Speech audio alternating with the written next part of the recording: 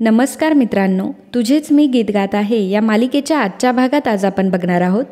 मल्हार पिहूला म्हणतो की तुला तुझ्या वडिलांचंच नाव ऐकायचं आहे ना, तर तुझ्या वडिलांचं नाव आहे मल्हार कामत. तेव्हा कुठे मोनिकाच्या जीवात जीव येतो. मल्हार पिहूला सांगत असतो की बेटा, मीच तुझा डॅडा आहे आणि मी कायमच तुझा डॅडा असणार आहे. हे बघ, मल्हार कामत सिंगर आहे, सेलिब्रिटी आहे, हे सगळं नंतर, परंतु याआधी सगळ्यात मोठी माझी जी ओळख आहे ती म्हणजे पिहूचा डॅडा. तुला कोणी सांगितलं बाळा की मी तुझा डॅडा नाही आहे म्हणून?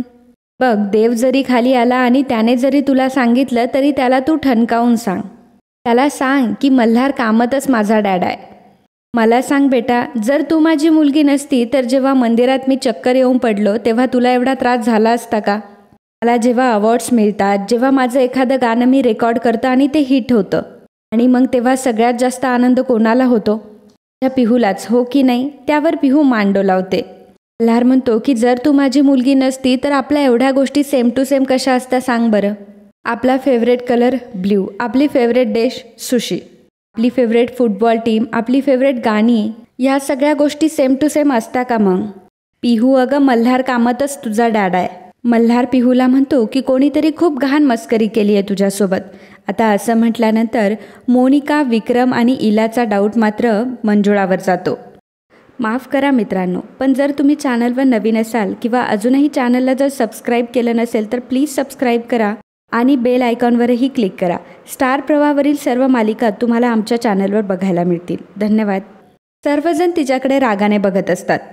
मल्हार पिहूला म्हणत असतो की कोणीतरी मुद्दाम त्रास देण्याचा प्रयत्न केलाय तुला, पण हे सर्व आता सगळं मनातून काढून टाक. तू एवढं अभिमानाने सांगतेस की नाही की बाहेर गेल्यावर स्कूलमध्ये की मल्हार कामत माझा डॅडा आहे, त्याच्याहून जास्त आणि दुप्पट अभिमान मला आहे की मी तुझा डॅडा आहे. Love you Pihu, dada loves you. आणि असं म्हटल्यानंतर मल्हार लगेचच पिहूला जवळ घेतो. पिहू देखील मल्हारच्या मिठीत येऊन खूप रडत असते आणि सर्वांना खूपच आनंद झालेला असतो. मग नंतर मल्हार पिहूला विचारतो की मला सांग, हे सर्व तुला कोणी सांगितलं बेटा? तेव्हा पिहू सांगू लागते की सकाळी एक टॉयज सेल करणारी बाई आली होती आणि तिनेच मला हे सर्व सांगितलं. मल्हार म्हणतो की फेरीवाली बाई? त्यावर पिहू म्हणते की हो, तीच मला हे सर्व म्हणाली. आता मात्र मोनिकाला ती बाई आठवते आणि मोनिकाचा डाऊट हा मंजुळावरनं आता त्या बाईवर गेलेला असतो. मल्हार पिहूला म्हणतो की कोणीही तुला येऊन काहीतरी सांगून जातं आणि तू त्याच्यावर विश्वास ठेवतेस? असं कधीच करायचं नाही बेटा. सगळ्यात आधी मम्मा डॅडाला येऊन सांगायचं. खोटं बोलत होती ती बाई. त्यावर पिहू म्हणते की अरे डॅडा, पण तिला खरंच माहीत होतं. मल्हार म्हणतो की नाही बेटा, असली माणसं ही खूप वाईट असतात, ती कोणाचाही विचार करत नाही. कोणीतरी वाईट मस्करी केली आहे तुझ्यासोबत, अगदी खालच्या पातळीला जाऊन कोणीतरी वाईट मस्करी केली आहे. तर विक्रम म्हणतो की हे सर्व जे काही चाललंय ते सगळं सरळ आहे. कोणीतरी आपल्यावर असलेला राग पिहूवर काढण्याचा प्रयत्न करतंय. त्या बाईला पकडून लवकरात लवकर पोलिसांमध्ये द्यायला हवं. पिहू बाळा, ती बाई एकदम खोटं बोलत होती. आणि जर त्यावर मल्हार म्हणतो की जर तरचा काही संबंधच नाहीये. पिहू बाळा, तू जे काही ऐकलंस ते सगळं काही खोटं आहे. माझी तर फक्त एकच मुलगी आहे आणि पिहू, तुझ्याशिवाय माझी कोणी मुलगी असूच शकत नाही. आता असं म्हटल्यानंतर स्वराला मात्र फार वाईट वाटत असतं. स्वरा रडत असते. घरातल्या बाकी सर्वांनाही खूप वाईट वाटत असतं. पिहू म्हणते की दादा, तू फक्त माझा आहेस ना?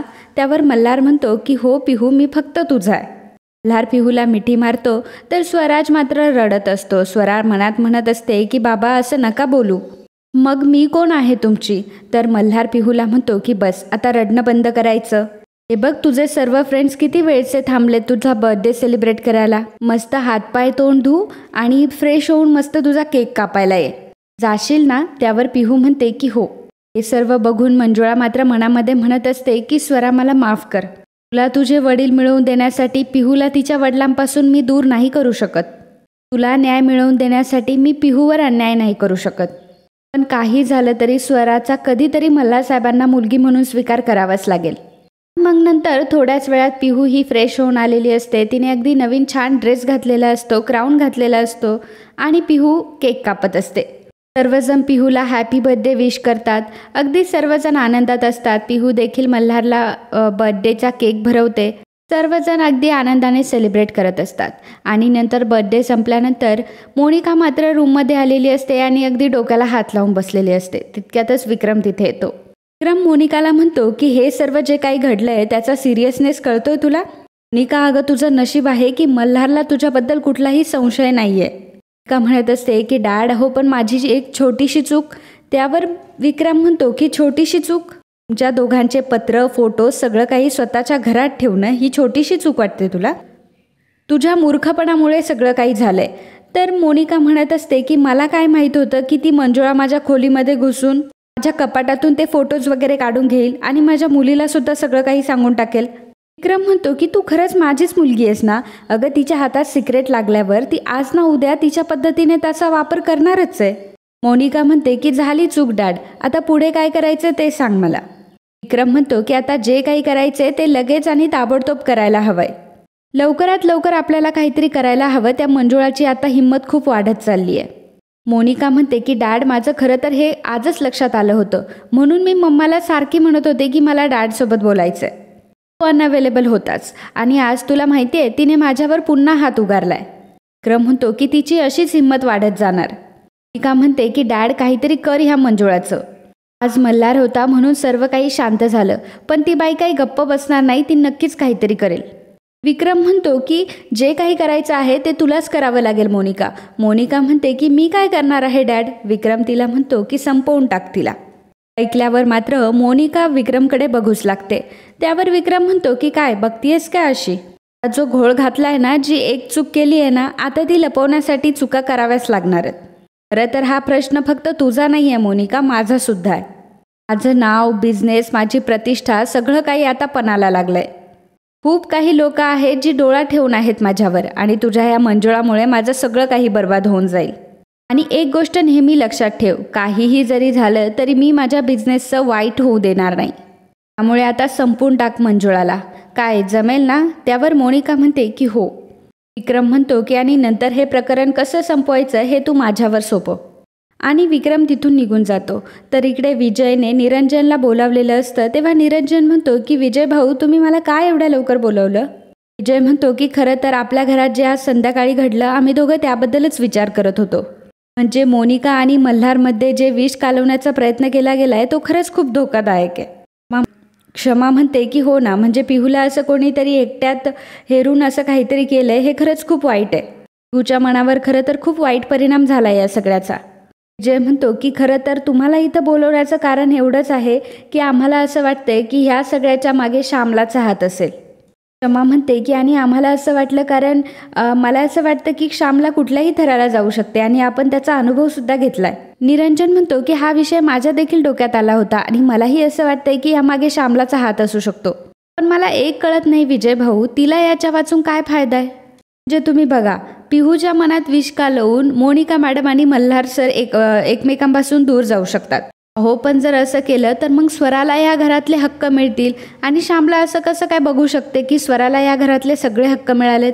अहो, श्यामलाला जर पैसे मिळणार असेल तर श्यामला कुठलीही गोष्ट करेल, परंतु ज्यामध्ये स्वराचं भलं होणार आहे अशी ती कुठलीही गोष्ट कधीच करू शकत नाही. क्षमा म्हणते की खरंय तुमचं, पटलं म्हणजे मला हे, पण मग असं भलतं सलतं पिहूला कोणी सांगितलं असेल?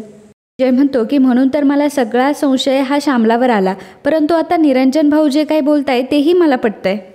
निरंजन म्हणतो की तरीही विजय भाऊ, मी एक काम करतो आणि श्यामला सध्या काय करते हे जाऊन बघतो आणि तिचं हे काम नसेल याची मी पद्धतशीर चौकशी करतो. बोलून निरंजन तिथून निघून जातो. तर इकडे विक्रम हा मोनिकाकडनं आलेला असतो आणि तो इलाला म्हणतो की मला वाटलं एवढ्या वेळेत तू गाडीजवळ उभी असशील, चल आपल्याला उशीर होतोय. हिलासुद्धा निघायला लागते. तेव्हा आई म्हणतात की अहो तुम्ही काही खाल्लंसुद्धा नाही, मी केक पॅक करून ठेवलाय तुमच्यासाठी, जाता जाता तेवढा तरी घेऊन जा. मंजुळा, दे बरं त्यांना. मंजुळा जेव्हा विक्रमच्या हातात बर्थडे केक द्यायला जाते तेव्हा विक्रम म्हणतो की नको आहे मला. आई म्हणतात की अहो पिहूचा बर्थडेचा केक आहे, थोडा तरी घ्या. विक्रम म्हणतो की अशा फॉर्मॅलिटीज करण्यापेक्षा ज्या बाईने पिहूचा बर्थडे खराब केलाय त्या बाईला आधी शोधून काढा. ती बाई सगळ्यांसमोर पिहूला एवढं सगळी बोलली तर काय वाटलं असेल पिहूला? आणि तसंही विक्रम राज्याध्यक्षाच्या मुलीने का सहन करायचं एवढं सगळं? मल्हार विक्रमला म्हणतो की या सगळ्या प्रकरणाचा तुम्हाला जितका त्रास झालाय तितकाच त्रास मला एक बाप म्हणून सुद्धा झालाय. विक्रम म्हणतो की मग एक बाप म्हणूनच मी सुद्धा बोलतोय. मल्हार म्हणतो की मग हे सर्व कोणी केलंय हे आम्ही शोधून काढणारच आहोत, तुम्ही सांगितलं नाही तरी चालेल. विक्रम म्हणतो की वाटतात तितक्या सोप्या नसतात गोष्टी मल्हार. मंजुळाकडे बघून तो म्हणत असतो की गुन्हेगार हा आपल्या समोरच असतो, परंतु आपण गाफील असतो. मंजुळा म्हणते की अहो बरोबर बोलताय साहेब तुम्ही, कुठल्याही बापाने एवढं गाफील राहून चालत नसतं. आणि नवरा बायकोचं म्हणाल तर विश्वास तर सगळ्यात महत्त्वाचा असतो नाही का.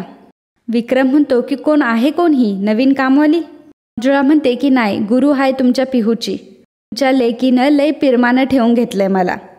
मोनिका मल्हारला म्हणते की मल्हार, मला खरंच कळत नाही की तुला किती थँक्यू म्हणू.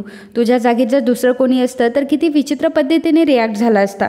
तू एक सेकंडसुद्धा माझ्यावर संशय घेतला नाहीस. मल्हार, मला माहिती आहे की माझे खूप टेम्पर इश्यू आहेत. मला माहिती आहे की मी तुझ्याशी खूप विचित्र वागते, परंतु तू कधीही माझ्यासोबत वाईट वागत नाही.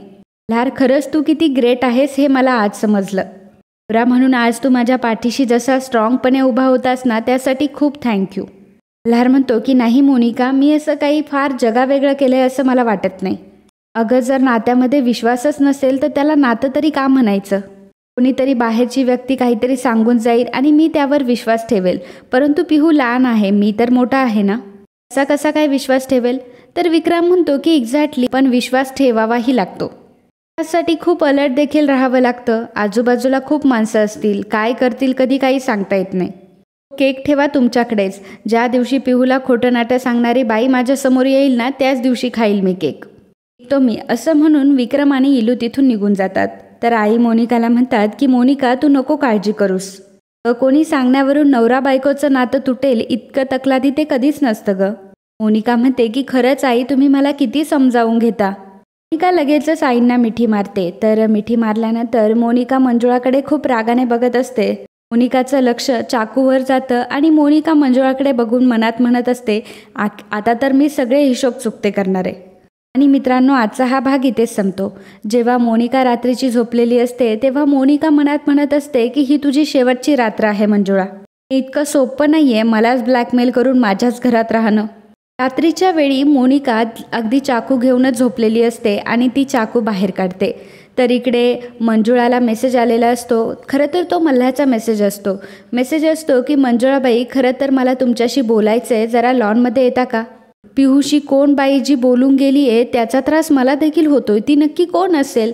तर मित्रांनो, असेच तुझेच मी गीत गात आहे या मालिकेचे डेली अपडेट बघण्यासाठी आताच आपल्या चॅनलला सबस्क्राईब करा. आणि आजचा हा भाग तुम्हाला आवडला असेल तर व्हिडिओला लाईक आणि कमेंट करायला अजिबात विसरू नका. धन्यवाद.